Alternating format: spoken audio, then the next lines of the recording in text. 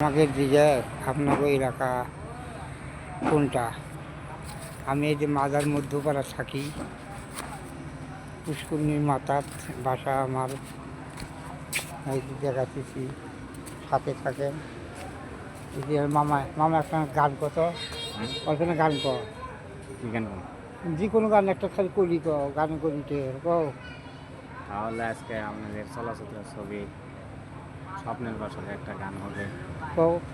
ছিলে আমায় হ্যাঁ, বলো না তুমি, আছি তো তো আগের আগের মতো এখনো আমি। বুঝছো, মামা কত সুন্দর গান জানে।